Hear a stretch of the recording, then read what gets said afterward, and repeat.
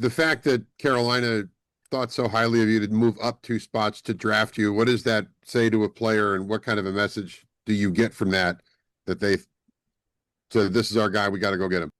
What type of message I get from it is they traded up 2 spots. They wanted me. They came and got me. They showed love and interest. And so what response they going to get from me, I'm ready to run through a fucking brick wall for them. For Panthers Fans Only is a sports podcast intended for mature audiences and contains profanity as well as extremely spirited conversation. What you see and hear are the sole opinions and depictions of each individual, not at all inclusive of the entire cast or any guests associated with our show. Thanks for tuning in, and always remember to stand on business. Nigga, just have my chocho ready. Shout out to the defense, too. I would have remembered it if it had messed my bread off, but it didn't.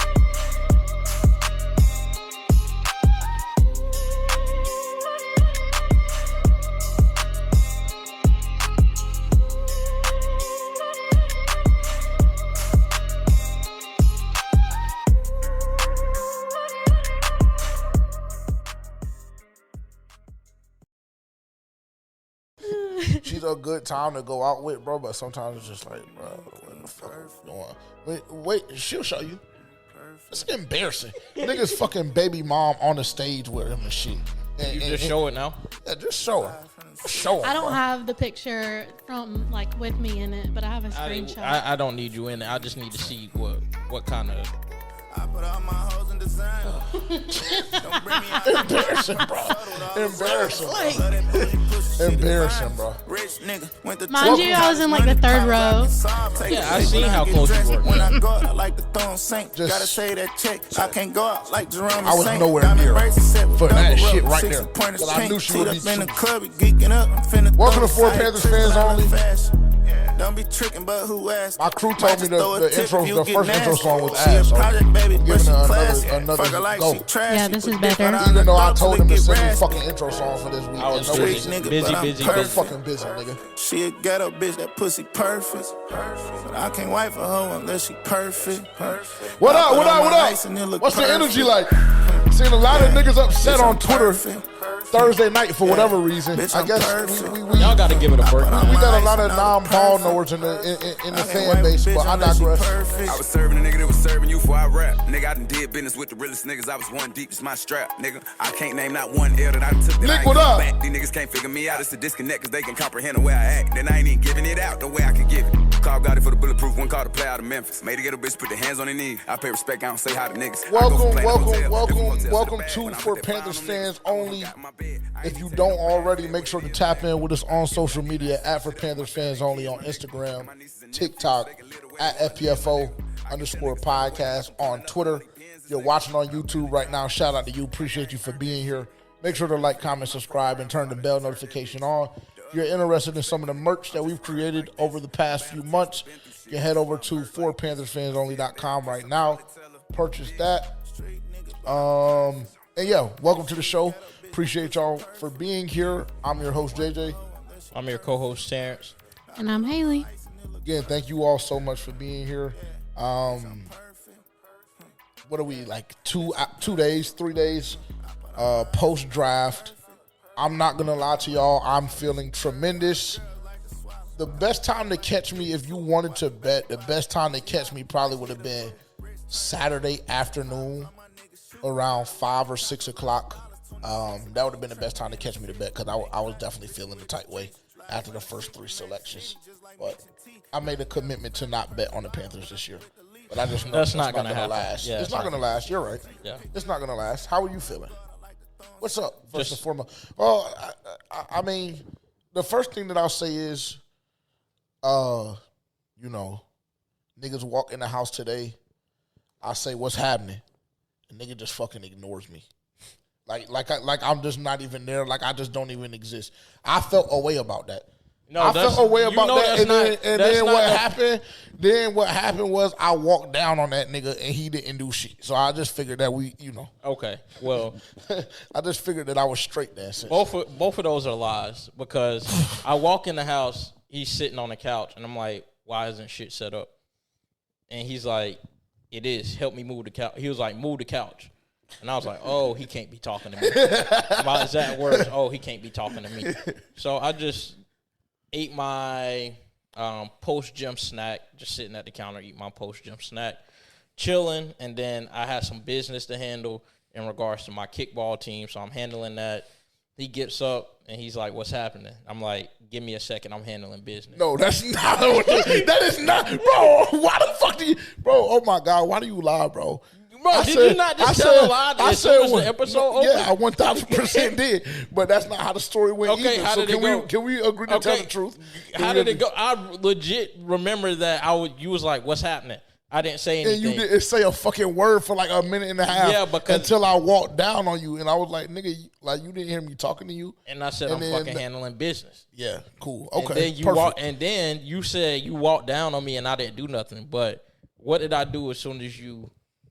What did I do? I mean, I'm not gonna say what you did, but you did something. I mean, you did some good shit. Exactly. You did some good shit, and I was green. I would have been ass out if it was that. Yeah, exactly. For sure. So yeah, and that goes for never mind. Yeah, so he walked down on me and it didn't go the way he said it went. Haley, how are you feeling? You had a day off, but then again, you never do any work. I kind of put you into the same category as Rod and Carter, and Tavian for that matter, actually. And transparently, some days him too. But how are you doing? No. First, how are you going to ask me how I'm doing and then do like 3 more sentences? My apologies. You're right. Hold on 1 second. Let's try again. Haley, how are you doing? I'm doing great. I'm old, so I'm still recovering. But other than From that, what? Tequila. We did have a long weekend. It's not you being old. It's just you being An alcoholic. yes. Borderline. That's what that is. Yeah. It has nothing to do with age. I don't know why, though. I drank hella water, hella liquid IV. She did. I will give her credit for that. Like, I had like 8 bottles in one day. Did you eat food? Because I heard you only ate 3 times while you were down there. I'm not gonna lie. That number, based on what I've seen, that number is probably damn right. And that goes into, recovery, being able to have alcohol intake, all the 9 yards. Hydrating before, like, were you hydrated before you went, or you just decided to hydrate in the midst of you drinking? Both. Like, I would like start off my days She with was water. taking shots but and chasing them with water. Yeah, I already know how she gets, so I don't even know why she's trying to, like. but I was drinking in between too, like water. But like, Rod claims like he doesn't want to drink or whatever, but he'll force you to take a shot as soon as you wake up. So like, there was no preparation. It was like, you get can up. always deny that. You can always decline. Why would I You just decline? choose not to. I'm here for a good time, so. And it was had. A time was definitely had this weekend. I'm not gonna lie. Shout out to everybody down in Orlando. Shout out Rod. Yup. Can't wait for the new location. I feel like I'm gonna have even more fun. I don't know if that's going to be the case. I think it will be. It fits her demographic a little bit more. Yeah, I guess that tracks. That's all. Look, you see how she's like fucking. Look at her. It's just honestly embarrassing. Like the infatuation that you have with them is just. It's like a fetishization. Because I damn near can't stand them. And the infatuation that you have with it's just. Honestly, it's not even a damn near for me. I can't. But I guess we shouldn't say that on the pod, right? Yeah, probably not. Yeah, I mean, that shit is crazy as fuck. But nah, shout out to everybody that we linked up with this weekend. Had the opportunity to meet a couple of people that I knew via the internet through Rod or whatever the case may be. So shout out to all of them. Yep. It was a great weekend. Mm-hmm. And I learned a little bit about the draft. You did. She did. She sat down and watched the draft for about 10 or 15 minutes. And then she was knocked. That was day 1 of recovery. Yeah. But it really was actually day 2 for you because you had already been down there. Yeah. That was what, Saturday morning when we went to the market and all of that shit. Yeah, so that was day 2 for you. So you get a break. And usually I get like 10 hours of sleep a night, and I got like 6. Better than me. I don't know how you get 10 hours of sleep. I don't. I'll be lucky to get 6. It's called having a bedtime. Yeah, but unfortunately, even if I went to bed when you go to bed, I would be up at 5 o'clock, like, and doing shit. Yeah, same. Yeah. Well, that's just not me. Well, everybody's not the same. Nope. And I always tell fuck niggas like you, don't do what I do what you can. And I do what I can. Exactly. Shout out to you. Shout out to you. But let's get into y'all's weekend. Y'all, mean, y'all didn't shit. debrief. I mean, he can debrief. We were together. Oh, my mom told me that you were worthless because you didn't go to Florida. So. Yeah, and she's right. Shout out Christy. Did she go to Florida? No, but she Well, asked she's where worthless everybody. too. She asked where everybody else was, and I said that you and Carter didn't come, and she said y'all were worthless. Well, Yeah, she she's shoulda- right. She She's shoulda right. Came to the city and linked up with us. Because let me see the work that you got done. I didn't get any. Exactly. That's the point. That's the fucking But point. it nigga. doesn't matter. It doesn't matter. I still had a phenomenal weekend, actually. Really for good. you. That's great. But you should have had a phenomenal weekend with us. And we went in our spot. And we about had to get active on a nigga. And see, that's why I'm damn near glad I didn't go. Yeah. You see, she had no idea. You know, they're just having a great time. Just Yeah, I girls being looked girls. back, and then y'all were gone. And Well, that was, so, yeah. I mean, you know who to blame for that. Yeah. You know who to blame for that. But, you know, yeah. But that was before that. That was like damn near on the walk-in. We were about to have to get busy. Shit just be ridiculous, bro. And something, or maybe everybody around me's tempers just aren't the best. Because every Including time I yours. go out, nigga, it don't. But I never start shit. It never be me, bro. I be chilling. Don't be it's- me either. I think it's y'all because I had will a be you. phenomenal time It don't. in too. patio. Yeah, me too. It but don't was be too- me. It don't be me unless somebody. It was you. That Halloween night. It was you. It wasn't It was me, you. It was you and Tavian. It wasn't It me, was bro. you and Tavian, bro. It wasn't me. It was you and Tavian Halloween night, bro. I just listened to Mike Beasley podcast with Shannon, and he said y'all always judge the decisions but never the choices. And I was That's like, true. you know what? And that goes back to that night, because what choice did I have? When you They look back was on trying. that They was situation, trying to act like we were bitches. Though. yeah, I they ain't were gonna trying lie. to check me. Yeah, Then they started lying on my name. Yeah, they was. They was. And I was like, damn, that's all I got in this world. It's my damn name. specifically with random niggas. Like you don't Yes, even know. bro. Like yeah, nah. And I'm for like, sure. okay, cool. Now we got to get on that. yeah, I had to. Yeah. And you always want to save somebody. That's just nigga. That's because that's where I'm at in my journey. Because nigga, Me too. You gotta remember, like nigga, like yeah, it ain't always been like that, nigga. Like I was just smacking niggas in the middle of the stage in Chapel Hill, like just because like the nigga told me like smack this nigga and smack the fuck out of him. Like so that's that like nigga that should be a good thing. You should be So happy. you are a yes man. No, it has nothing to do about being with a yes man. It's just sometimes when you're doing certain things, your brain is altered a certain way. That's all I'm gonna say. I'm just telling you something. So it's just like, nigga, you should just be happy. Now I'm happy go lucky. I didn't need any saving that night. Can I talk promise you I about? didn't. I promise you I didn't. Can I talk about my achievement? Nah, you didn't. What Remember? the fuck was your achievement? Remember last week when JJ said you won't get a motherfucking dime off of me? You swindled him out. You swindled him out of some money.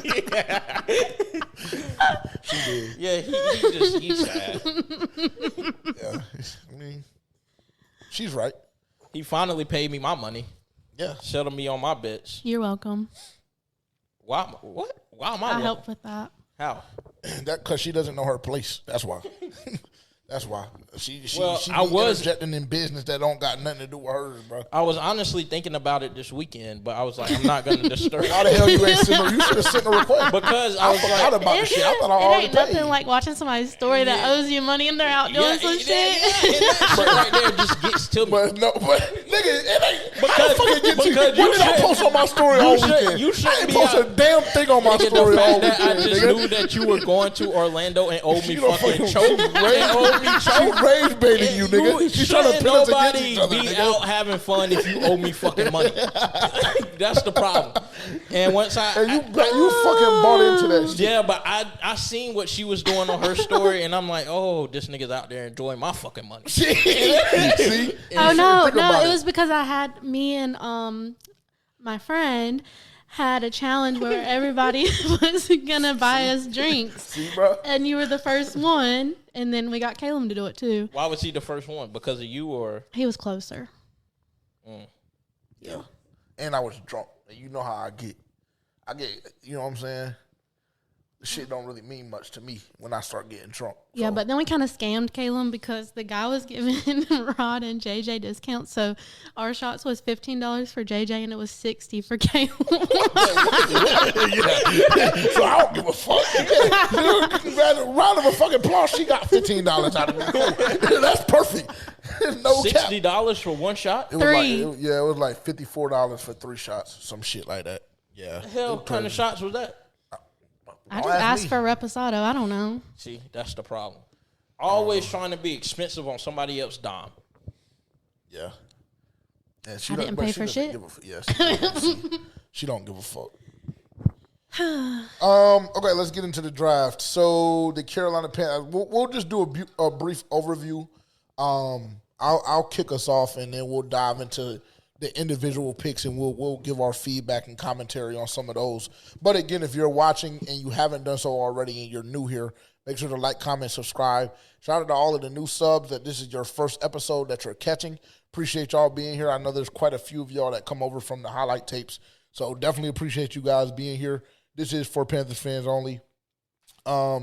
Brief overview of the draft for me personally. I don't think that the Carolina Panthers and Dan Morgan could have executed this draft process any better. I think that every step of the way, execution-wise, was flawless. I think that we addressed the needs that we had. We're going to talk about the first-round pick because I know there's quite a few people out there that feel a certain way about it. But I'm just going to tell y'all that y'all shouldn't feel the way that y'all feel. And I will get in front of it and say that first and foremost. But outside of that, just when you look at day 2 and day 3, because for me, this draft, there was talent in the first round. Don't get me wrong, but there were a lot of guys that were drafted in the first round this year in particular. That if you look at other years past, they wouldn't be first round picks. So there was a lot of talent all throughout the draft. However, the ceiling of the talent, I don't believe, is what we've seen in the past. And so for me, heading into Thursday, Friday, Saturday, I kind of knew and understood that, we're going to have our pick of the litter for what we want to do come Thursday night. But when we're really going to see what we're trying to build and where we're trying to go is rounds 2, 3, and 4. That's really what I was hyper-focused on heading into the weekend with those 3 rounds. And I think that, like I said, I think the front office and Dan Morgan executed flawlessly. I loved what they did by picking up multiple fifth-round picks, moving up, moving back. Like, I love seeing us get active, moving back multiple times because we knew there were multiple guys on our board that would still be there when our next pick came up. So, overall, thoroughly enjoyed the draft. I watched the entire first round. I caught the Hunter pick. Caught the Hunter pick. Didn't see the Brazzle pick. And then I saw the Sam Heck pick. And who came before him? Will Lee. Yeah, and the Will Lee pick. So ended up catching a good amount of it. I know there was quite a few of you guys that were watching with us on Thursday during our live draft party or whatever the case may be. So thoroughly enjoyed it. I love the execution, and I'm excited to see these guys contribute literally this season ASAP. And we'll talk about that a little bit more, but that's how I'm feeling. I feel absolutely phenomenal about the situation, and I'm ready. I'm ready for the season to kick off already, honestly. I think it was a relatively solid draft. I will say a lot of things in the draft was surprising to me, starting with like the amount of times that we traded back, some of the positions that we addressed early on. I didn't think that we would go in that direction. And obviously, we have a different thought process than the front office a lot of the times. Like some of the things that we think that we need as fans, like they're in the rooms every day, so they see different things. And so a lot of things caught me off guard a little bit. There were some picks where I wish they would have went this player or that player, but at the end of the day, to wrap it all into a bow, like I understood why they picked guys where they picked guys. I think it was just more of a bit of a personal preference on what picks I would have liked to got where. And I think specifically, like, just diving into one was like linebacker. I think That's a good point. They addressed linebacker way later than I expected them to. and I didn't. For me personally, like that's the only place where I was like, okay, I feel like we went wrong. Like we could have did something else differently. And I think it was specifically like the Sam Heck pick. I can't remember what linebackers were on the board, but I think Harold Perkins might have been on the board. I think Caleb from TCU might have been on the board. Aiden Fisher on the board. I think Jack Kelly was still on the board maybe. So there was a lot of linebackers, and I was like, oh, perfect, because I think we traded up there, right? For the Sam Heck pick, I think we traded back. We traded back? We traded back, I believe, for that pick because we had 2 5th-rounders. We traded up. I think we traded up 2 positions for Will Hunter, Lee Hunter. Yeah, Lee Hunter, sorry. Yes. Lee Hunter. But either way, so we traded back. So my thought process in that was like, okay, well, they feel like one of these linebackers are going to still be on the board. But I think by the time it got to us, Caleb had gotten picked. But I think Harold Perkins was still on the board. He was. I think Jack Kelly was still on the board, and Aiden Fisher was all still on the board. So I was like, oh, perfect. Like, we have the opportunity to get one of these linebackers, and then they went center. And that's what kind of had me, like, taken aback. But I think overall a very solid draft. I just would have went different guys in different positions there. Fair. Just to do a quick recap of the draft here. Let me see. Damn, I thought I had the screenshot of all the picks. There. Am I tripping? I must be on the wrong note. Yeah. I don't see it. You want me to just do it? Sure. Because I can't find the shit. First pick. Oh, I have it. If you okay. You want me to do it? Yeah, you can go ahead.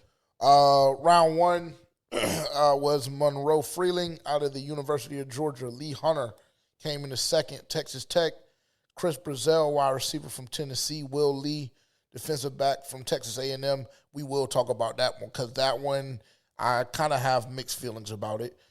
Sam Heck from Kansas State. The center is Akey Wheatley from Penn State, safety. And Jackson.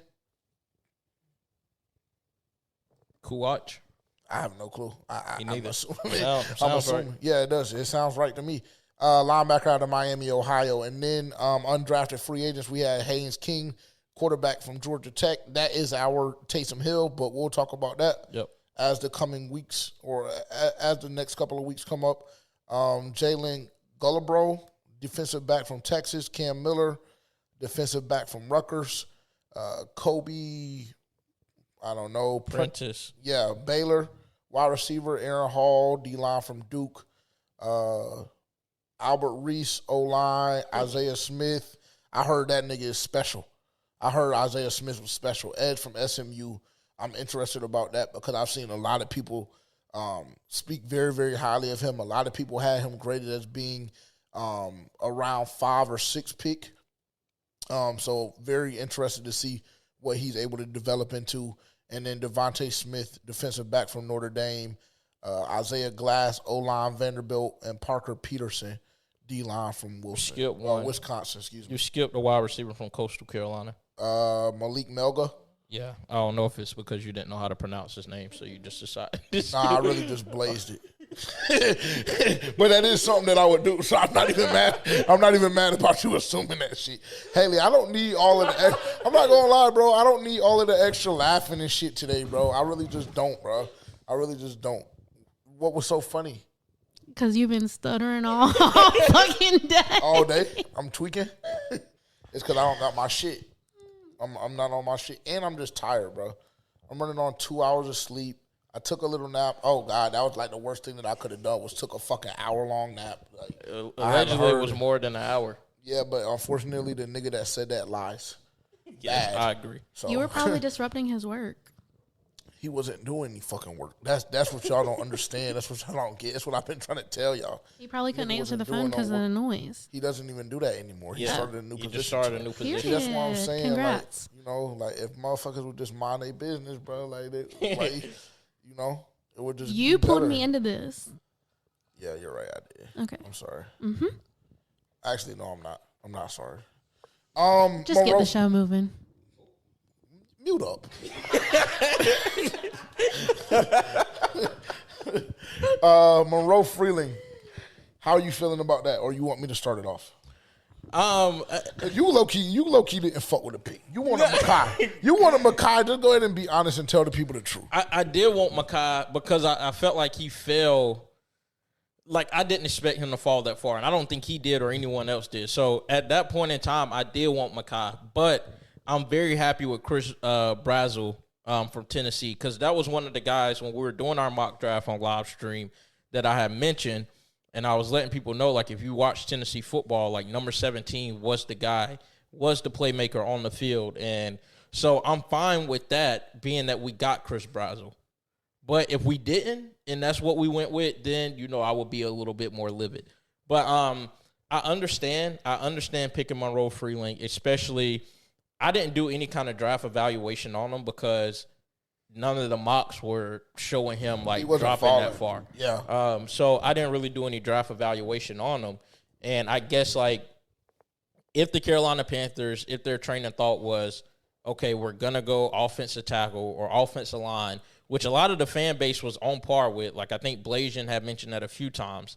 Or if they were like, we're going to go best available or whatever, then, that was the right pick. Being that Icky is going to be out, we assume the full year. When he comes back, he's going to be up for a contract. You got Rasheed Walker, I think, out of Green Bay. You don't know how he's going to look. He's on a one-year deal. So and then also – being that the offensive line over the past couple of years, even though we've invested in the offensive line, they have been injured a lot. So it's like you've had to roll out different lineups when it comes to the offensive line. I think last year was like 14 or 15 different rotations. It was very nasty. Very much so. And then also when you're trying to evaluate whether you're going to pay your quarterback $250 million next year, you need to know, like, you need to make sure that everything around him is set up well for him to succeed. Because we're not going to pay you all of this money if, like, you're not going to be able to produce at a high level. And I don't want to be able to, or I don't want to not be able to have a complete evaluation with that if you don't have a competent offensive line. Specifically left tackle, your blind side. And when it comes to the NFL, there's 3 main positions in the NFL. Lawrence Taylor made 2 of them special. The defensive end position, the left tackle position, and the quarterback position. So when you have those 3 positions that a lot of times they require the most money as well, then you go and get cheaper by drafting one of the top offensive tackles in the draft. So I understand the Carolina Panthers standpoint within doing that. And I feel like as a fan, I really don't understand, like, why anyone would be mad at that. I know it's not a sexy position. Like, I even said it on stream. Like, it's not a sexy position, but it's a well-needed position. And I've seen a lot of you guys in the comments, like, specifically on Facebook, which is like, oh, we drafted a guy that high that's going to come in and be a second string. Like, you don't know that. Based on the fact that this offensive line has been injury-prone over the past couple of years, based on the fact that Icky is going to be out for a whole year, based on the fact that you got Rasheed Walker, but you don't really know what he's going to be like, how can you say that this guy is going to be a second string? I'm sure he's going to get some kind of playing time sometime throughout the season and might even have a chance to take his spot before the season starts. Who knows? I feel like if you, like, right now, you might not see the benefits of the pick, but this is going to be a pick that makes a lot of sense in the next couple of years. So I don't have a problem with the pick, honestly. Yeah. And I'll say this, that just speaking to that starter point that you made, I saw a lot of people saying that. A lot of people saying, you drafted a developmental tight end tackle at 19, this and that. I don't know why people necessarily feel that way. I told you on multiple occasions Thursday night, I believe that he's going to be starting. I think that he's going to be starting, and I think that there's a high possibility that he's starting week 1. I really, really do. Just furthering your point and just giving a different perspective, I guess, more so than anything else. The situation told you what it was. I came on this podcast. I went on multiple live streams. Turn me down a little bit, Haley, please. And said that for me, there was 2 options. Only 2 options at 19. And really there was 3, because one of those options was trading back. Because I felt like all of the mocks that I did, the board fell a plethora of different ways, and there were all ways in which the Carolina Panthers still landed with a guy that, based on the top 30 visits, based on everything that I've been hearing surrounding the team, he would have been an option for the Carolina Panthers. So one of the options was moving back. The other option was Casey Concepcion, and the third option was Caleb Lomu. And the reason why Caleb Lomu was even in play was because I understand the situation that we're in. A lot of people, like you said, they're tweaking out and they're upset because, they don't want to go offensive line in that position. It's not a sexy pick. It's not this and that. But when you look at what this division has from an edge rusher standpoint, I mean, if we're going to have an honest conversation, James Pierce Jr. is going to get hit with a 6-game suspension, and he'll be back. So you have James Pierce Jr. and Jalen Walker in Atlanta. The Saints traded, I don't know if was this night one, either night one or day 2, they go and get Tyree Wilson, who has a very high ceiling for whatever it's worth. I think in 2024, top 10, top 15 pick, something of the sort. They go get Tyree Wilson over the weekend. Tampa Bay. They have Chase Young, and they're also in trade talks with Kayvon Thibodeau. Correct. So, you have all of that going on. Like we just said, the 2 pass rushers in Atlanta. Tampa Bay goes and gets way better defensively. They bring in Harold Perkins. They bring in Ruben Bain Jr., right? I believe that Ruben Bain Jr., honestly, is probably one of the better edge prospects that we've seen in quite some time. I think he's a killer. I think Ruben Bain Jr. is a killer, and I think that he was extremely unhappy that he fell to the point in which he did. Bro didn't even stand and take a picture in the mirror. Didn't even do none of that extra shit. Yeah. and beat the road and went to go talk to Roger and nigga, let's cool. You know what I'm saying? So he felt like he got slighted. Exactly. So these are guys that 6 of your 17 games that you play over the next 5 to 8 years are guys that are going to be a thorn in your side. Hate to tell Panthers fans, so everybody being upset and feeling a certain way is just very, very strange to me. And then when you look at some of the other names that you're going to have to play against when we just look at this year alone, and I just circle back to your point about, it's almost time for Bryce to get paid. So you want to make sure that he's, first and foremost, safe. That's number one. Because Bryce, as we know, is not the biggest character there is in the NFL. Right? And that's not to be funny, but that's just a reality of the situation. The nigga is 5'10", 5'11", 185 to 195 pounds, just depending on what he eats that day. Right? So he's not the biggest guy out there. And then when you, like I said, you talk about the names that I just touched on, and then this season alone, you got to play Trey Hendrickson. You got to play Myles Garrett. You got to play Cam Hayward and T.J. Watt. Like, it's some shit that we going to have to see this season, and that's just 3 teams that I'm going. Aiden Hutchinson is another name, right? Go look at the opponents. I know the schedule isn't out yet, but go look at the opponents that we have to play against this season, and this makes even more sense just looking at this year alone, right? But then when you go a step further and you say, okay, well, we know that Taylor Moton has tendonitis all throughout his elbows. We don't know if this is going to be, well, I've been on record multiple times saying this is Taylor Moton's last year as a Carolina Panther. I think so, too. It'll either be by his choice or by the organization's choice, but I believe that they're going to let him bow out with grace, and I think that this is going to be Taylor Moton's last year playing in the NFL. I think he's going to retire at the end of this season. So you look at that, you look at the fact that, and how quickly people forget. Because I've heard and seen multiple people say that they feel as though Ikem Ekwonu is better served as a right tackle. And that'll be perfect. If you can have Monroe Freeling come in and be able to play left tackle relatively well, exactly, then you can move Icky to the right tackle spot. And right. Then you're cheaper at that point. Exactly. Like, you're going to have to pay Ick, but Monroe Freeling is going to be on a rookie deal. So. Yep. And what I've heard, the comp that I've heard a couple of different times, and I'll bring it here for the people that haven't heard it, the comp that I continuously hear based on the situation and the reaction from the fan base is Jordan Gross, right? We know what Jordan Gross has turned out to be for the Carolina Panthers. Like Terrence said, you get cheaper in that position, bro. We don't have all of this cap space to keep making splash picks every single free agency. We can't have a free agent free agency period every single year like we did this year, where we're bringing in Devin Lloyd and we're bringing in Jalen Phillips, guys that are going to get paid, anywhere between $80 to $130 million a year, and then not want to sacrifice certain draft capital when we're in certain positions. This, to me, was by far the best pick of the draft for the Carolina Panthers. It made the most sense.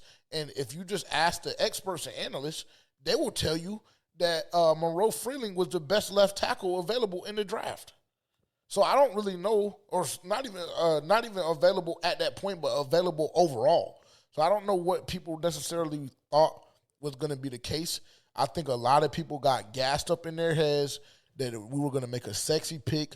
A lot of people grew to fall in love with Dylan Thieneman for whatever reason. I came in here Thursday. I know why.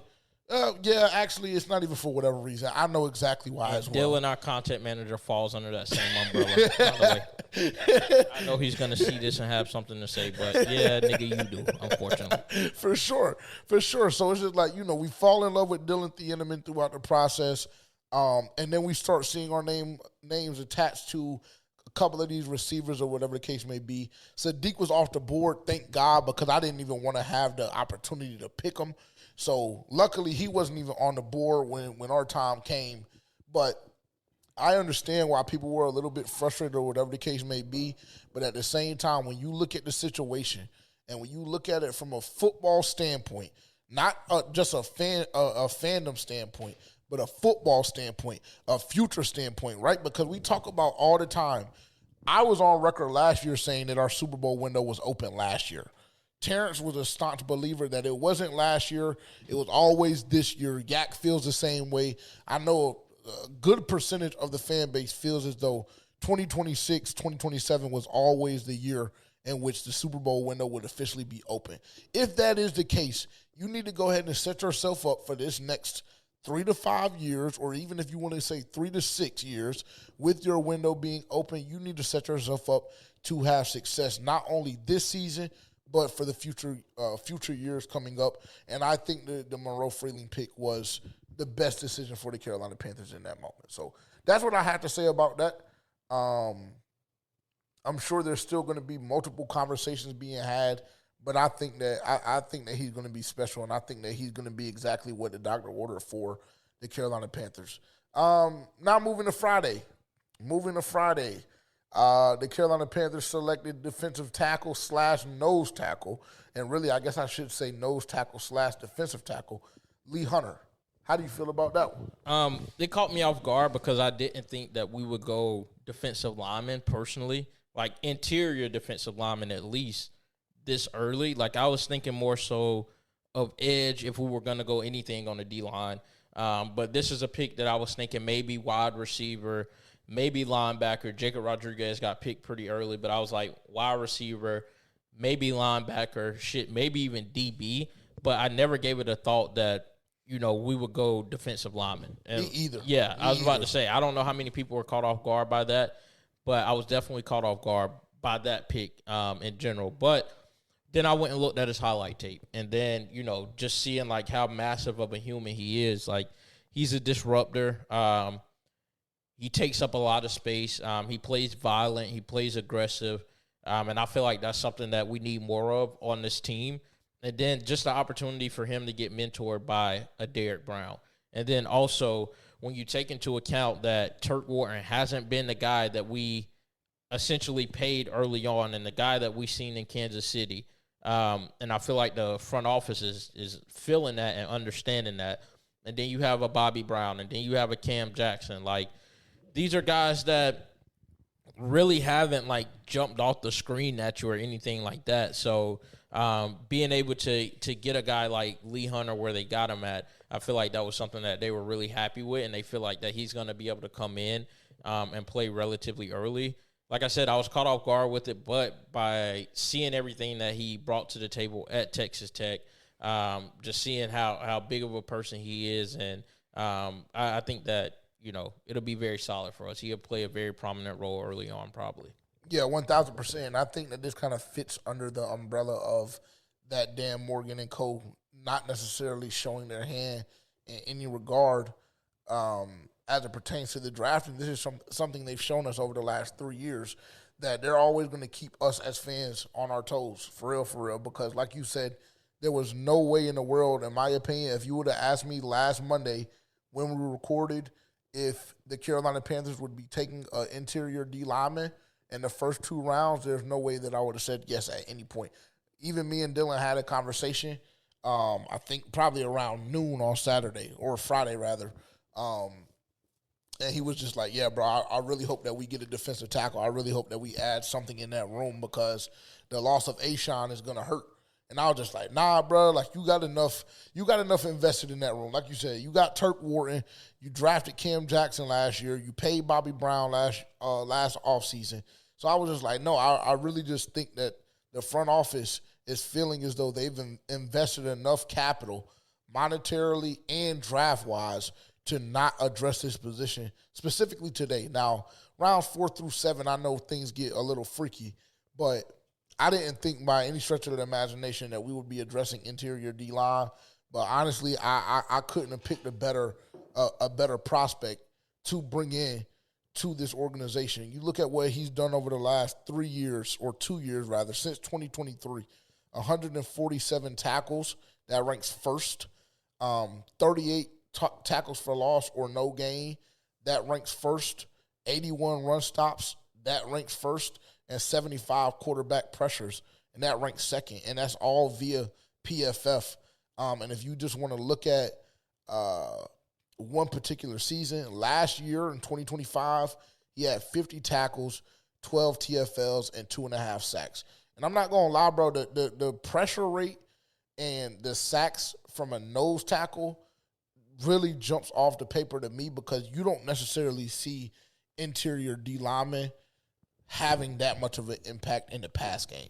That's really what's going to be special. When you pair him, like you said, you pair him with a Derek Brown, and you can give different looks with, Derek Brown, Turk Wharton, and Lee Hunter all on the field together. Or whatever the case may be, however you want to slice it, there is going to be a lot of crazy things that Jiro Evero is going to be able to put on the field with the way this room is constructed now. And then you take into account that we're going into year 2 of Princely. We're going into year 2 of Nick Scorton. We're going into, we just brought in Jalen Phillips. We're getting Pat Jones back. This defensive line is looking even better than it did, obviously, last year. And honestly, in years past, I can't really remember a time when we had multiple niggas at multiple positions that can contribute a significant amount. So, yeah, I'm really excited about the pick. And I'm personally going to go ahead and stamp this one. For me personally, this is my favorite pick of the draft. Lee Hunter, because it caught me off guard, and then going and looking at what he's done, going and looking at the stats, going and looking at some of the film and seeing how much he controls the interior part of the line. Just knowing that we have one of the best, if not the best, defensive tackle in the NFL right now in Derek Brown, going beside him, pairing him beside him, that shit is going to be special to watch. I'm not going to lie to you. So I'm super excited. This is, to me, Lee Hunter is my favorite pick of the 2026 draft for the Carolina Panthers. So that's where I'm at with that. Let's see. Second pick of the day, Saturday, or Friday, excuse me. I keep getting my days mixed up. My apologies. It was a long weekend. Forgive me. Chris Brazzle. This is your guy. Yeah. I think that this was probably your favorite. Would I be off in that assumption? No, this is definitely by far my favorite pick in this draft. I just think you get a guy who's the best wide receiver on his team. When you go and look at the SEC conference, I think he was better than the receiver from Alabama. I think he was better than a lot of receivers in the SEC. He jumped off the screen every time that Tennessee stepped on the field. The guy is 6'5" and runs a 4.37. That's special. And if they're going to do with that what I think so is put him in the slot, then, that guy is going to be drawing linebackers. He's going to be drawing safeties or a nickel corner. And it's really, how do you stop something like that? If he is the guy that he was at Tennessee, Bryce is going to have his pick of the litter with him, T-Mac, Jalen Coker. That's going to be a very, very nasty receiving core. if he's able to develop into what I believe, and I think what this organization believes that he can develop into, it just really gives Bryce another weapon. Although we didn't address like that tight end situation, but I feel like having more of a reliable guy and having a guy who's fast and who's a taller receiver. And I know a lot of people were kind of against this pick before even the draft started because a lot of people said that he gave more of like the T-Mac and Jalen Coker vibes that we already have. But, I mean, I feel like you can't have too many of those guys. Facts. Like, you can't have too many of those guys. And especially when one of those guys hasn't proven to be healthy for the duration of the season. Exactly. No shots at all, but just reality. Yeah, and I think that if that was to be the case, then Chris Brazzle can play on the outside as well. For sure. I think that. I personally think that's what they're going to do. Yeah, I think T-Mac will be on the outside. I think Brazzle will be on the outside, and I think they'll let Coker cook on it in the slot. Well, I think either way, because I even think that even if you was to move like a T-Mac in the slot, like whoever's in the slot is going to be able to play more of that Puka Nacua role. And if you guys watch Rams football, obviously we played against the Rams in the playoffs. You know he's very effective in the slot. Like that's his position. A lot of teams aren't able to stop that, and I feel like we have those receivers. Puka Nacua is a special talent, but we have receivers who I think that we can throw into that type of situation, and they will be able to thrive well. So either way that they put him, I think he's going to be very effective. Definitely my favorite pick of the draft, and I'm looking for him to produce early. We haven't had Xavier Legette. He just hasn't been that guy, a guy we drafted in the first round a couple of years ago. He just hasn't been that guy yet, and I think that this puts him on notice. I even had the prediction that he might be traded sometime throughout the draft duration, but he wasn't. We just simply went and got a receiver that I think is going to be better. No special message for him yet? I mean, he should be on high alert. I mean, because you have him coming in the room. You have Jimmy Horn still in the room, Bryson Tremaine, Xavier Legette, David Moore. Mechie. I ain't gonna lie. Some feelings are going to be hurt this offseason. Yeah, whether that's crowded. going to be Xavier Legette stands or Jimmy Horn stands as Haley. Actually, she's fans of both of them because she's just fanned out. But a lot of people are going to be hurt come this offseason because everybody can't go. Unfortunately, everybody can't go. Nah, that's real rap. That's real rap. Everybody can't go. And I thought that you were going to come on here and tell XL thank you for his services. I'm not going to lie. I mean, it could be pretty much curtains for him, honestly. Yeah, it could be. I don't know if this was round one and this was one of those guys or we traded up to go get a Tyson I knew we weren't going to be able to get Tate, but if that was the conversation that we were having today, then yeah, I would be saying it is 1,000% curtains for sure. But the thing is, I believe that if it comes down to, for whatever reason, if it comes down to him, Jimmy Horn, and Bryson Tremaine, that they're probably going to take XL. Yeah, 1,000%. And I think that, and I think that would be the situation that they would be battling for. You think so? I think because I think that they're, like you said, they're infatuated with David Moore. They are. Like, they love David Moore, so I damn near, if we're going into it thinking that David Moore's spot is solidified, which I don't think it should be. I don't think it is. Okay, well, either way, he could, if not exit, or I think David Moore would be the odd man out. But let's just say David Moore is safe. Okay, so David Moore, Coker, and T-Mac all safe. All safe. Chris Brazzle, all safe.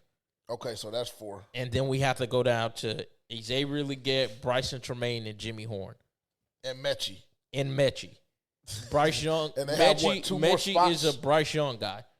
Mechie is a Bryce Young guy. And they went and did they trade for him or they just picked him up? They just picked him up. He was a free agent. I would assume that he's going to make the team just based off of the relationship that him and Bryce have. Okay. Especially if you're like, oh, Bryce, this is your year. We need to figure out if we need to pay you or not. Bryce is like, well, I need John Mechie. Facts. So, cool. And then you're down to... You have like 1 slot available. Maybe 2. We can make room for 2 if you can provide... special teams? Yes, then we can make a spot for 2 people. So, Tremaine, Horn, or XL? Yes. I think that they're going to take XL. XL definitely makes that cut. XL definitely makes that cut for sure. There's no way that you can. You're just not going to cut XL this year, bro. Heading into year 3, you wasted, or let me not say wasted. You used a first-round pick on him 2 years ago. He's heading into year 3. We've tried him. It hasn't worked yet, but y'all know what my stance is, and you know what my position is. If Quentin Johnston can do it, then, I mean, maybe he's just not the same damn player, though. That's the thing. He doesn't have to be the same player. You keep comparing his situation to Quentin Johnston, but it is very similar. Yeah, it might be the same situation, but they're two different players. Quentin Johnston is able to put it together. Maybe XL just isn't a Quentin Johnston, and it just doesn't click for him. That's very. I mean, it's possibility. It's a possibility. I also wouldn't be surprised if they were to tell me that in training camp, Jimmy Horn just provided a little bit more than XL. Like, I would not be surprised at all if XL got cut this offseason. But I also wouldn't be surprised if a Jimmy Horn or Bryson Tremaine would get cut this offseason. Interesting. I like the pick. I actually love the pick because now we're getting into a point in which we have good problems. Everybody wants to, like, even with Monroe Freeling, everybody wants to say, oh, we don't know if they're going to start. We don't know this and that. Bro, that is a great problem to have because if you have a nigga that's on the bench or he's second string or whatever the case may be, and you don't think that he's ready to start or whatever the case may be, at least you know he's serviceable. At least you know because he's going to go into camp. All of these guys are going to go into camp, and they're going to make shit difficult. That's what Dan Morgan and Dave Canales talk about and have talked about constantly, all the time, challenging the roster. These guys, every single one of these guys that you brought in, they're going to challenge the roster. Like, Turk shouldn't feel safe. I take that back. The only reason why Turk should feel safe right now is because of the bread that he's making. Yeah, exactly. So, and he already didn't do shit last year. And so with that, nigga, unfortunately, if you don't do it for 2 years in a row, then it just is what it is. That's why we went out and got Lee. Everywhere else, yeah, niggas need to be on high alert. They need to be on high alert 1,000%. That goes for Ikem Ekwonu. Because even though we're saying that Taylor Moton, this might be his last, if Ikem Ekwonu comes in that negotiation room and get to talking crazy, nigga, unfortunately, we knew this moment was coming. That's why we went and got Monroe. And what did I tell niggas on Thursday? It's just too many black folks on that offensive line. Bring me some white boys. And what they go out and do, went and brought me Monroe. Yeah. So let Icky come in that room thinking that, oh, yeah, I've done this and that. Yeah, well, nigga, unfortunately, we no longer know who you are because the torn patella tendon, we got to see if you even have that juice left. And even with that, just play it cool, nigga, because I don't even think he's going to get left tackle money. Yeah, I think they're going to move him to right, bro. I think they're going to move him to right. I don't think he's going to get left tackle money just because, like, he's very good in a run game, but his pass blocking is average. Yes. And I think for you to get left tackle money like Trent Williams, you have to be able to put all of that shit together. For sure. And Monroe Freeling, in my opinion, has the ability to put all of it together. I think that he's going to – I think that – matter of fact, let me not jump out the window. I like the Chris Brazzle pick. I'll say that. And I told you that's how I feel as well. But I'm going to say – we'll save that because that was a good back and forth in that moment about the receivers, but there's a question, there's a Q&A. They want us to go 1 through 6, I guess, and rank them. I think that shit is going to be interesting and fun because I'm sure they're going to have a lot to say about it as well. But I can go ahead and tell you my top 3. I can tell you my top 2. I'll tell you my top 2 right now. We have the same top 2. Obviously, it's T-Mac and Coke. I won't say top 3. I'll save it. But we're not going to have the same top 3. Yeah, I know we're not. Because you're going to jump out the window and put that nigga up there already. Yeah, and that nigga has not done a goddamn thing. I am. Yeah, I know. am. I know you are. I know you are. I'm not mad at it. It's a weapon. And we knew coming into this draft, I think that everybody was under the presumption that we had to get another weapon for Bryce Young, right? We all knew that had to be the case. And honestly, this is not a bad weapon to bring in. Heading into the season, honestly, I like him. I would like to see him get more meat on his bones, though. Pause, for sure, because he's definitely a little light in the ass. 199, and what is he? 6'5". Weight room can fix that. Weight room can fix that. We're good. 6'4", 199. Let me see. 437. Yeah. Honestly, it might be a show in the bank this year, but I'm just trying to keep it P, bro. I'm trying to just go slow. And he wears number 17. He won't be wearing that motherfucker no more. He should be. He can get it. He can get it. 250. He can get it. You haven't done anything in the number 17 It don't matter. to make me pay $250. It don't matter. So then pick another number. It's my shit. I can't. Okay, cool. I'll pick another number. You won't be here long enough. Then once you get gone, I'll go get the number for free. Touche. Round four. Will Lee. This one is, if I look at this draft as a whole, and I say I have one question mark throughout the whole class, is this guy. I will say I like the fire that he plays with. I think he a demon. The blanket, shout out to the blanket. I like the little antics that we read about. I sent you the post. I think it was like in 2024 or something. I think a nigga was talking on his name. He sent the nigga a blanket and told him to buckle up, more or less. So I like shit like that. I'm not into the whole choir boy, PR trained. Everything has to be said and done a certain. That's just not me. That's why I opened up the way that we did with with Lee Hunter, saying, yeah, nigga, it makes me want to run through a fucking brick wall. That's what I like to see. Just know there was something that happened to my body when I seen the clip of the nigga getting his helmet knocked off, and then he still goes and tries to, because that just lets me know, nigga, you don't care about CTE. and you're ready to go out behind this shit. And that's what we need. I say all of that to say, Will Lee, I believe he has some of that in him. But I will say also, when you turn on that film, specifically last year, there was quite a few times where his ass was getting torched. And that's what alarms me. And I can just see myself being in BOA, being drunk as fuck, and he gets bombed over his head, and I'm just not in the best mental space. And so that's kind of why there's a question mark there for me. Like I said, I love the edge and the motor that he plays with. I love the fact that he has that chip on his shoulder. But from a technical standpoint, there's definitely still some development that has to happen in that regard. But we're going to see.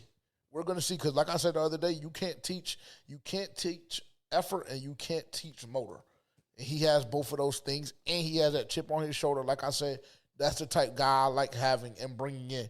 Type young nigga that don't really give a fuck about what none of y'all niggas is talking about. I'm going to crash something. We don't got enough of that in Charlotte, and we haven't over the past 4 or 5 years, and that to me has been our problem, transparently. I think that he adds to that. I'm very, very excited to see him put it together if he has the ability to do so, which obviously I'm not going to write anybody off yet. But like I said, if I had to say there's one question mark, he would be that guy for me. Yeah, I don't know a lot about the guy other than the highlights that I've seen. But Texas A&M seem to think a lot of him. And I like the fact that we have a guy who is a man coverage corner, and that it's not going to be easy playing against him. Now, obviously, some of his technique might be bad. Like, there could be a lot of times where he relies on the speed, so he tends to get beat, or he's just playing too far up, and that causes him to tend to get beat. But I think that's something that you will be able to teach at this level. So I don't think that will be something that's going to be a reoccurring problem. But I do like the fact that he brings, like, the nastiness, the violence. He's okay with coming downhill and making the tackle, making it very hard on whoever he's lined up against. Like, I like that, and I think we need more of that on the team, specifically from, like, the defense or, like, the secondary, like, making things very nasty, bringing back that hard-nosed Carolina Panthers football when it was a Ron Rivera coaching, a John Fox coaching, and I think that that's something that we need, and so I don't mind us going out to get a guy like Will Lee. That's fair. That's fair. Now, I mean, just diving into that room a little bit more, I just don't know if he has the ability to play nickel. I don't know if he has the ability to play nickel. I don't know if he's the guy that I don't think that he was necessarily the guy that we were looking for to bring in to be that surefire. I don't know if he can beat out Shaw. Well, they traded back and Malik Muhammad went off the board. Yeah, I know. So I know. So I mean, that's the risk that you run. But what they did with the following pick, with getting Sam Heck coming up to get him in that trade, that to me, great cash money. Not gonna lie to you, I love the fact that we addressed the trenches this year, bro. That is gonna be huge. I know that it's not sexy. I know that y'all don't like it. I know that y'all would have loved to get Makai and done this. And let me go on record and say this too. Makai is a fake demon, bro. Every time I look at that nigga, he gives me J.J. McCarthy vibes. all right. Like, nigga, I'm just telling you. I'm just telling you, and I don't mean no disrespect. I'm just saying, bro. He on that fake demon shit. And that nigga go on the podium at the combine doing all of that shit with his head, doing all of that, nodding that. Like, nigga, you's a fake demon, nigga. You not living like that, bro. Real strong J.J. McCarthy vibes. But that being said, moving on from that, I think that addressing the trenches was the best thing for the Panthers to do this year. I think that we got our starting left tackle of the future. I think that we got our starting center this year. I think Sam Heck is a dog. How do you feel about it? That's the position I would have went to go get a linebacker. Okay. And like I said, I haven't watched a lot of film on Sam Heck, but I seen what PFF was rating him. I think he was the 4th rated center in the draft, or was it even? Yeah, I think it was something. I think it was number 1. Yeah, he might have. But what 4th offensive lineman? I don't know. It was something. Yeah. I read something along those lines. And I think that if that's how high the analysts think of him, if that's how high the executives think of him, then I think that was a steal by the Carolina Panthers. But also in that same breath, when you go in and realize that you still have a Trevin Wallace in that room, with all due respect, you still have a Claudia Sherless in that room, with all due respect, a Thomas Incoom in that room, with all due respect. Bam Martin Scott, don't forget about him. Yeah, Bam Martin Scott. Come on, bro. They might be all right, though. A lot of them guys that you just mentioned, they're young guys. Bam Martin Scott is a young guy. But they're not guys that, with Trevor Wallace's injury history, they're not guys that I want to see every down. They're just not. Yeah, because you're one stupid ass play away from who was that when Shaq broke his leg? DJ Johnson? No, I think it was Shaw Tuttle, maybe. It may be whoever it was. Hip toss bro on the back onto of his leg. Yeah, so you're one of those away from rolling out a room that consists of Bam Martin Scott, Claude Sherless, and Jake Coochman. What? Yeah, whatever. Jalen Kuwatch. Yeah, you're 1 or 2 plays away from that being your room. So I get it. And that's the problem that I have. It's you went and got Sam Heck. Great pick for where you got him at. Outstanding. But at you have to get cheaper at O-line. But at the same time, you have a legit problem. Yeah, but you had that same problem last year. Yeah, and you seen what happened last year. Shit, defense was all right. The defense was all right. But the offense didn't pull that weight. But not because of them. The defense wasn't all right because of them when you consisted of a room who had the most missed tackles in the NFL history. Or not in the NFL that season. It felt like the most NFL history at times. So the defense wasn't necessary. Imagine what the defense could have been if you had 2 competent linebackers. Yeah. We would have been on some shit. Yeah, exactly. You're right. Then you might have still been playing another week in the playoffs. Yeah. So I'd agree. But you'll blame that on EJ somehow, some way. I blame that on personnel and EJ. Okay. Correct. I'm just glad. Okay, that's fair. I'm just glad we've gotten to the point now where there is an additional piece. I will go ahead and tell you, I will go on record and say if EJ can't get it done this year, he's got to go. Well, you should be at the same point. He got it done last year. He did. He got it done last year. Yeah, so just barely middle of the pack defense. Yes.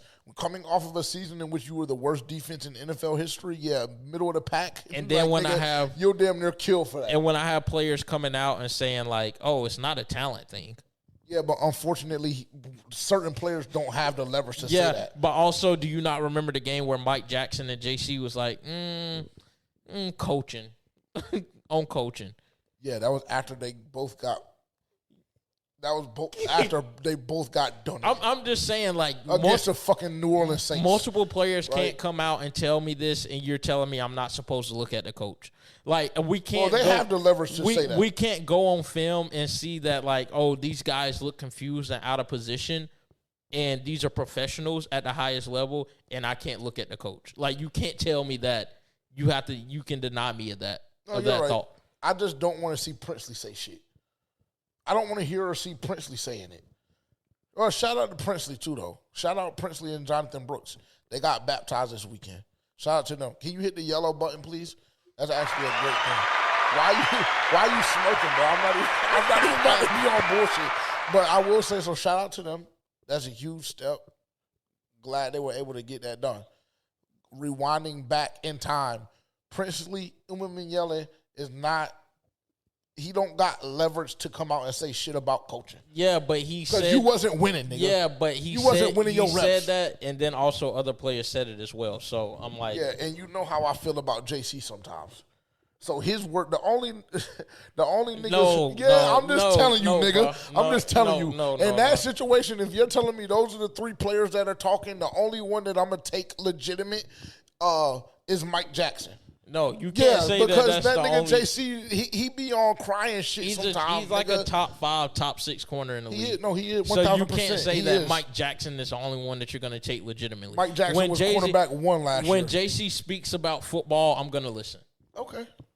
I will when he's not in one of his emotional moods. I'll listen when he talks football. Well, when him and Mike Jackson are both saying the same thing, you should know it's not an emotional move. Well, I mean, I guess. Well, how about this? Sure. I'll take both. I'll take what both of them have to say. So EJ better get it done this year. But Princely, not yet, nigga. Not yet. Now, if it was Nick Scorton, then I'd be like, oh, you know what? Maybe there's some legitimacy. I don't know if you would. No, I would. Nick is that. I've been trying to tell you that Nick is that. Nigga.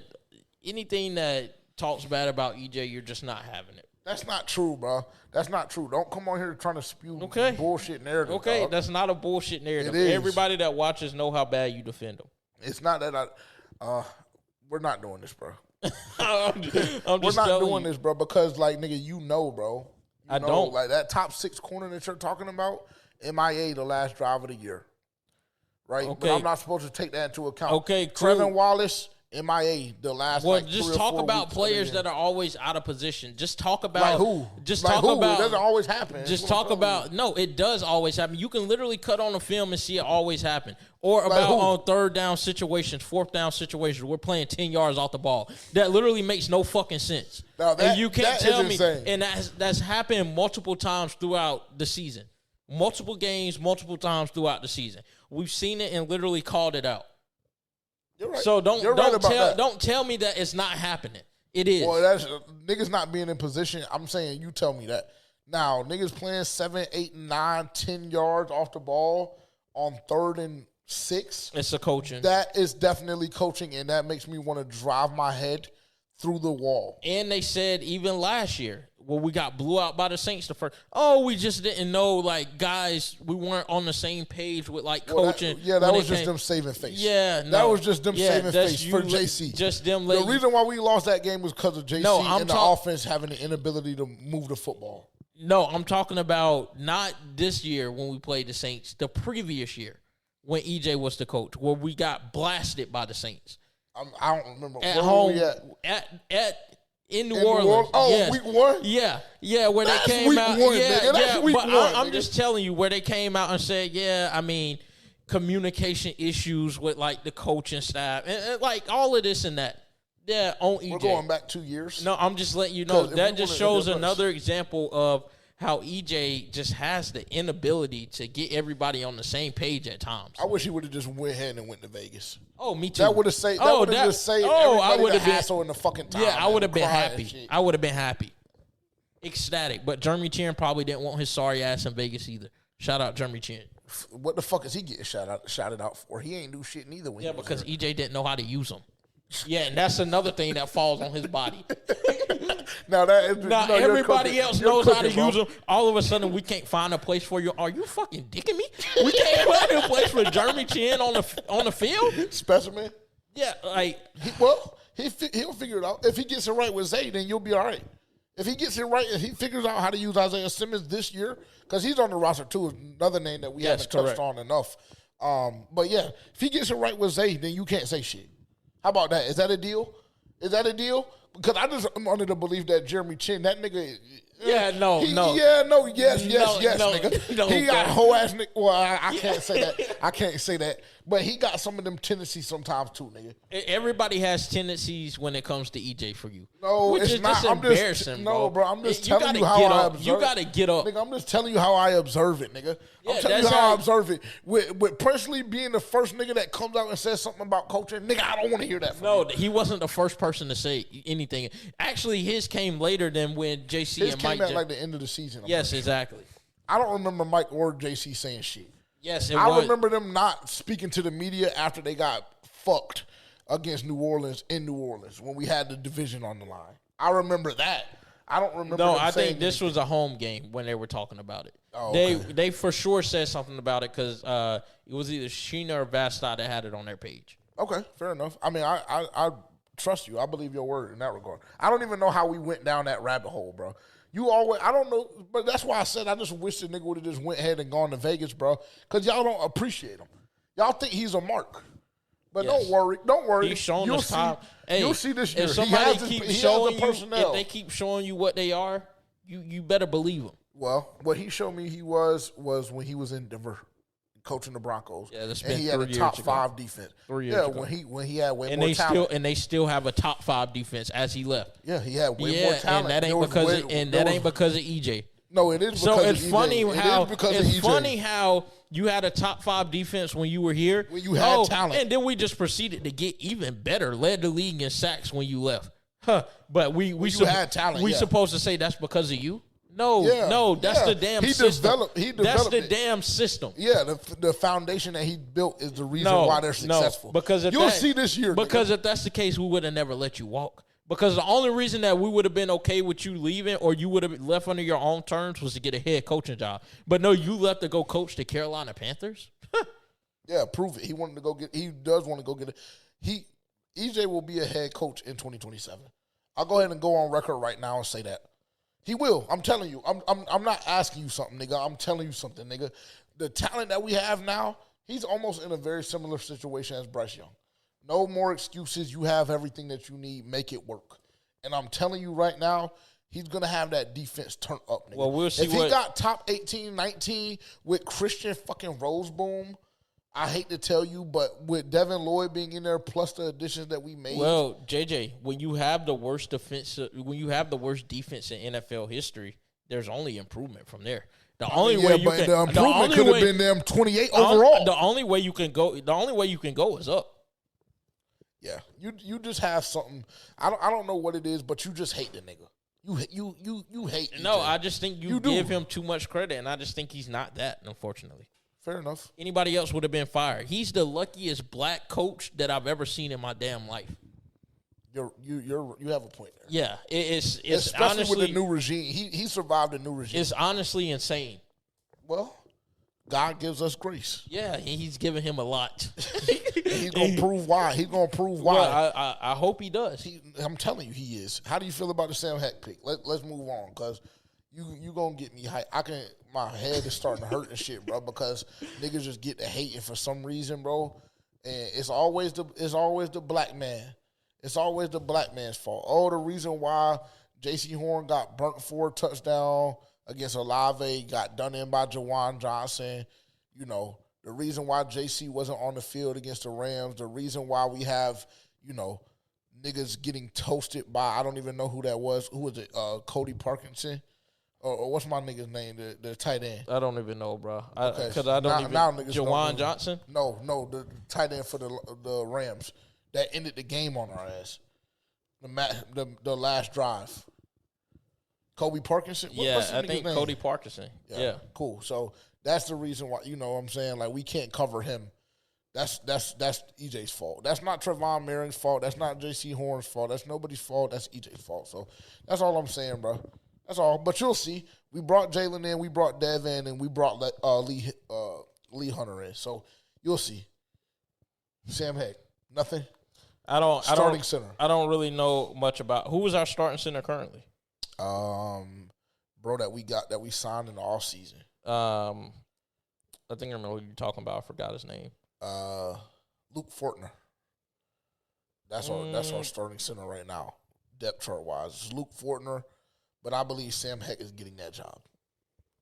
I mean, yeah, I wouldn't be surprised. Yeah, I wouldn't be surprised, but I don't know much about him to make an actual comment on him. I believe that he's the best. He was the best center / interior offensive lineman in the draft, transparently. But maybe I'm biased, but probably. You know, that wouldn't be nothing new there. Let me see if I can pull up PFF. 77.7 PFF run block grade, a 70.6 pass block grade, and a 70.8 PFF zone grade. So that's what we have coming in. Shout out to Edgar and Ricky Raines actually for those numbers that quickly, because I'm using their draft guide actually to pull some of these stats. So shout out to them.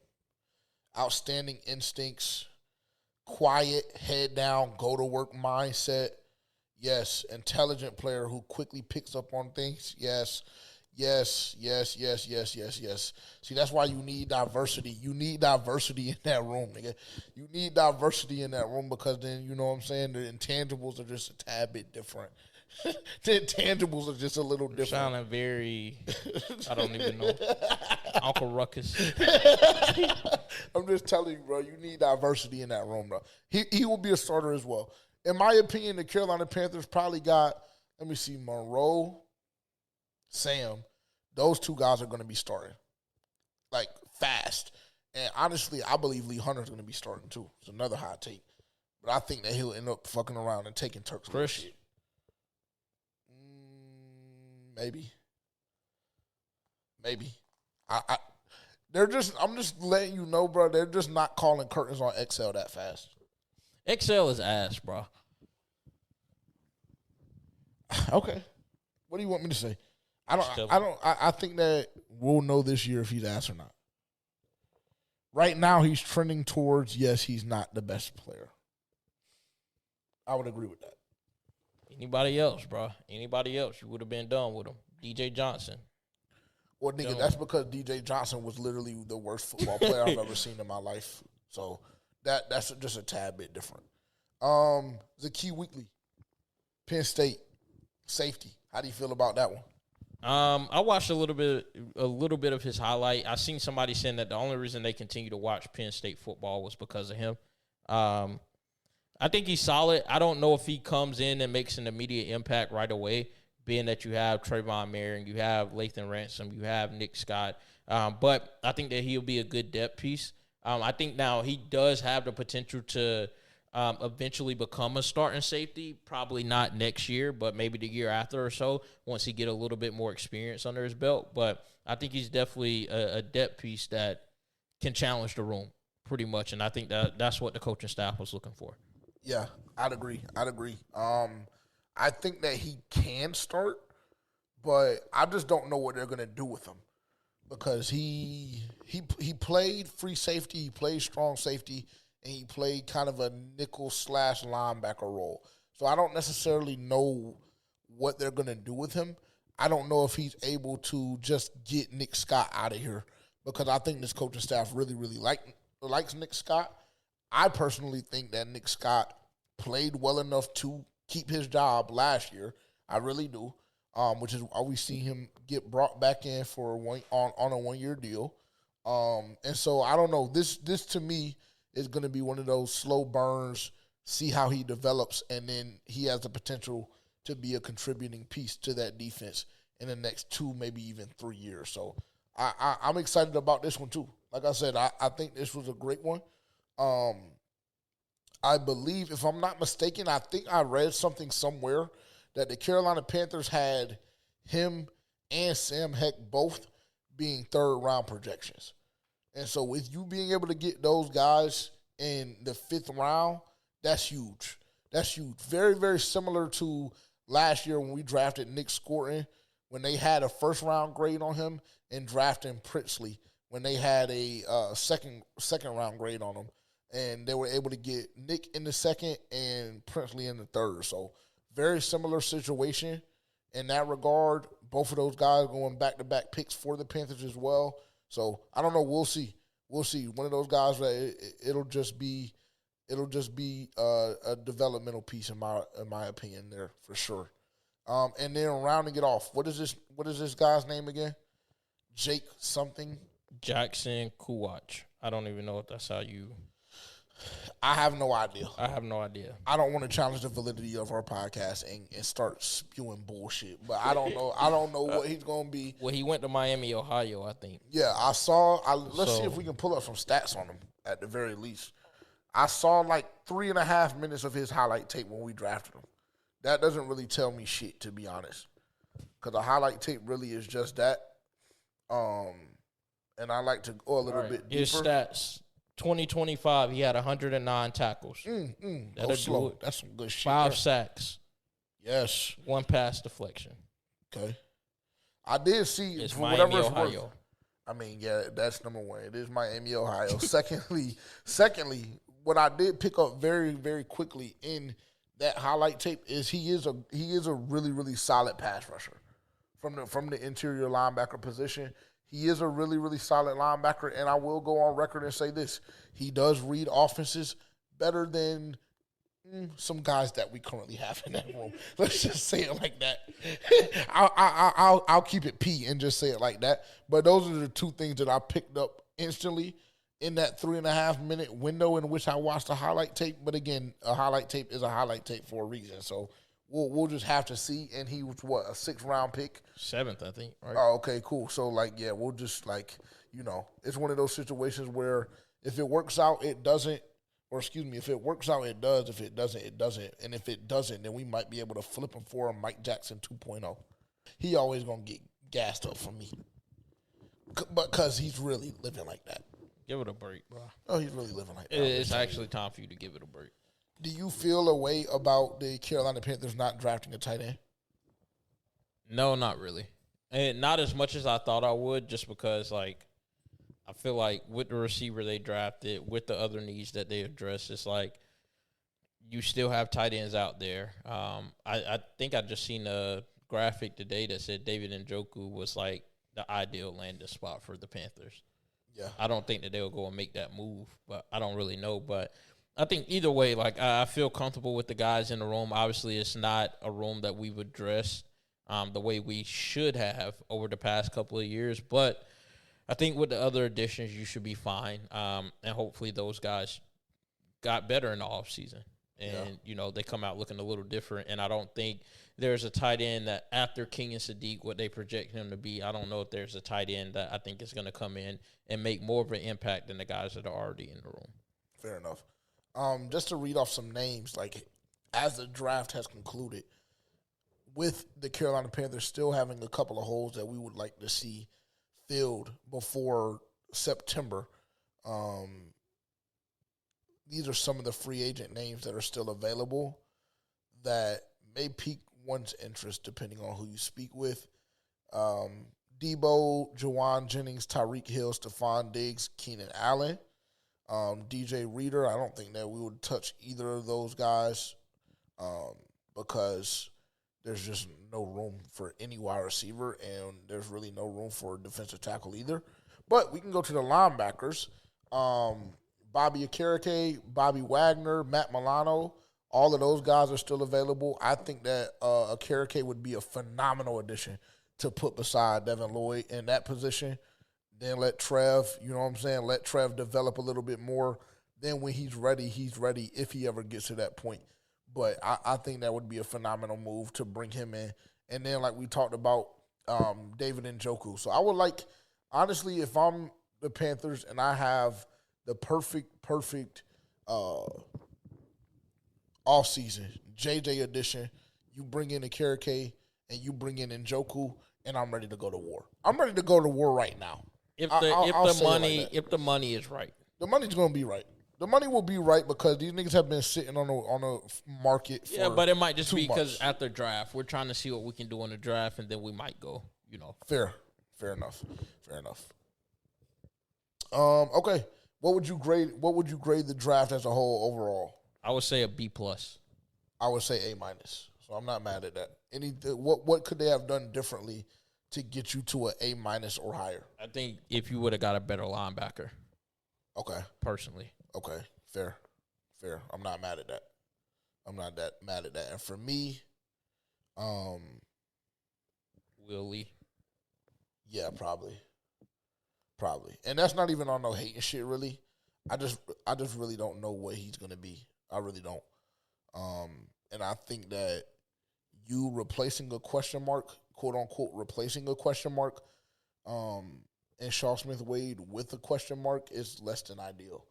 And if I have a question mark with a guy that's coming out of college, I'd rather just take the question mark that I know can play competent football at the very least in Shaw Smith Wade.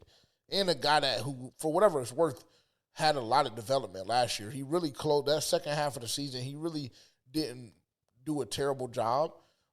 It was kind of quiet the first half of the season, especially after the training camp that we were told he had.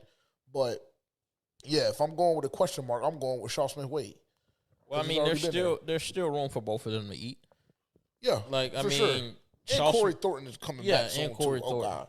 So it's like, there's still opportunity there. It's not like the guy is in to take Shaw Smith Wade's spot. Maybe that is what they brought him in for, but right now Shaw Smith Wade should feel safe. Fair. Not mad at that. You have your juice ticket ready? Yes. Haley, you have your juice ticket ready too? It's okay. Don't worry about it.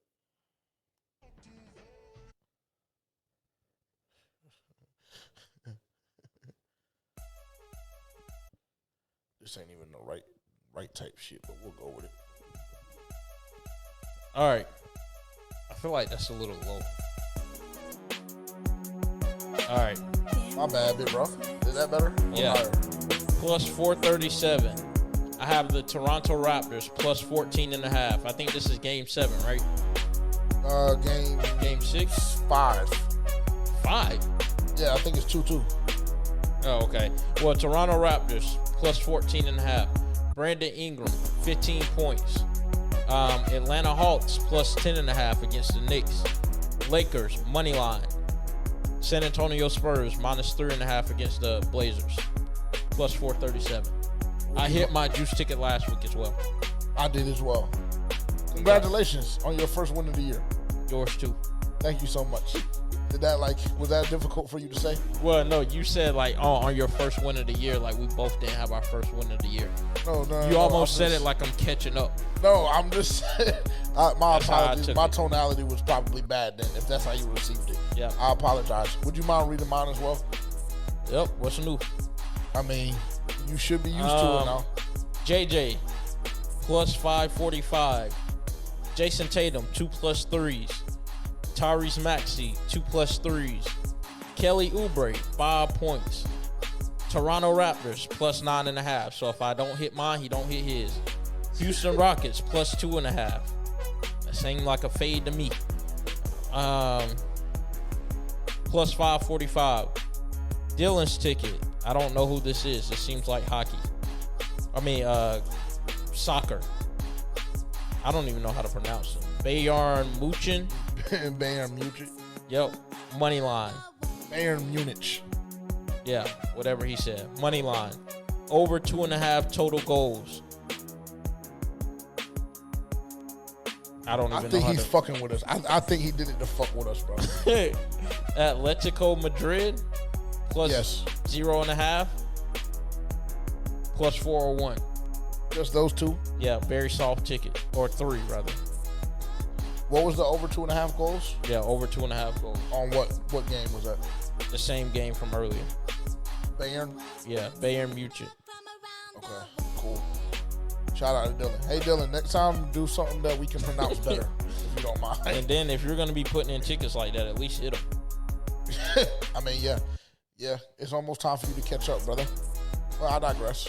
Guess we can't really say much since you won the last 2 years in a row. And we've had to pay you. So, whatevs. That was sassy. Yeah, that was a little. Haley? Matter of fact, never mind. I'm not going to say shit. Let me see. Any free agents off of that list that I read a second ago that you would have taken? I kind of just jumped the gun and just talked about what I would do, but anything on your head? I guess linebacker. I don't think either of the Bobbies will be bad.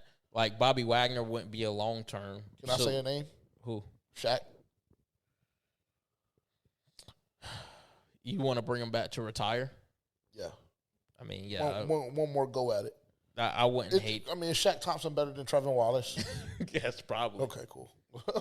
Yeah. So I mean, any one of the linebackers, I don't think will be bad. I think they instantly make your room better. And David Njoku, like, I feel like he's going to be demanding a little bit too much money, so I might stay away from that. But if the price is right, then, that's fine as well.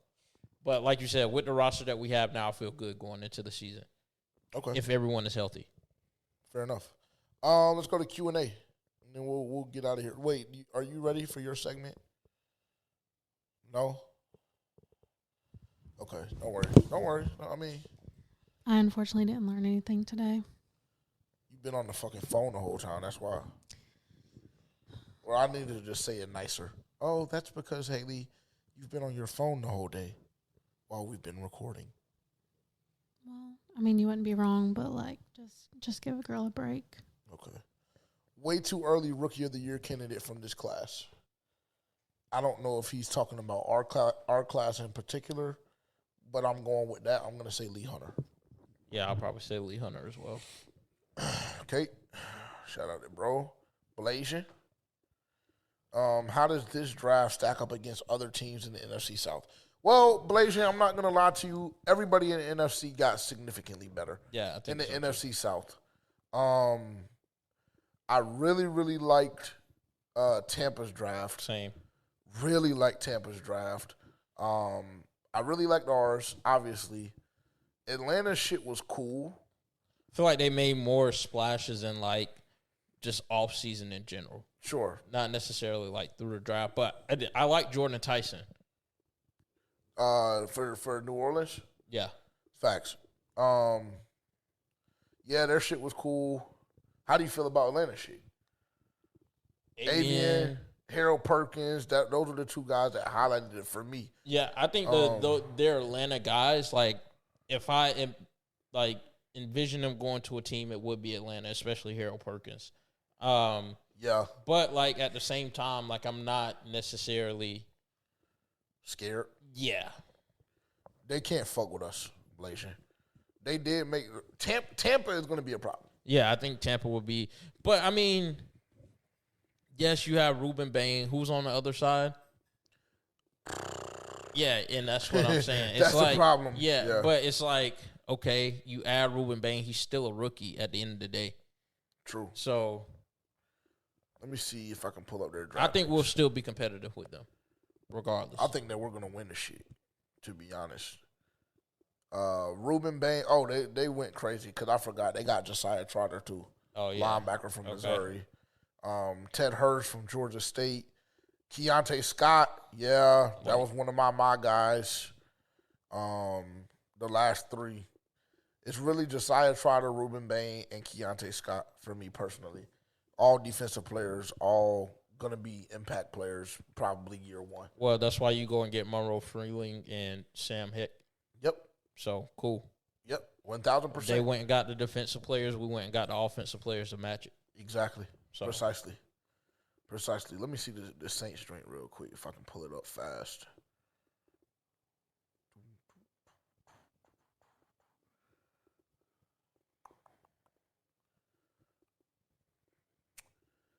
Jordan Tyson, round one. Christian Miller, Oscar Delp. Those were their first three were really, really good, in my opinion. I don't know. Jawan Johnson's still there. He didn't walk, did he? He didn't go anywhere. I don't know why they went and got Delp in round three. Well, I mean, Jawan Johnson isn't necessarily he's not a jump off the page tight end. Like, I feel like that's great for them, honestly. Fair. To have a backup in Oscar Delp. Fair enough. Shout out to Blasian for those first two questions. Go to Big Walk now. Do y'all think all the roster needs are met now? If not, what else we need? No. And we need linebackers. Yeah, we need linebacker. Yeah, we need bad. We still need linebackers. We need linebackers. Corner isn't like, I don't think it's solidified. Like, you have your 2 outside corners, but injury, you can be looking very, very nasty there. And then safety. I still think you could still use some juice in the safety room. Yep. So there's still holes. Yes, for sure. There's still holes. I feel a lot better about the offensive line today than I did last week. I feel outstanding about defensive line. That wide receiver room is OD deep. OD deep. So I feel great about those positions. Quarterback, that's like we're gonna be good with that. It's linebackers. Linebackers, cornerbacks, safeties. And I feel better about cornerback than I did last week as well, just because we brought in another one.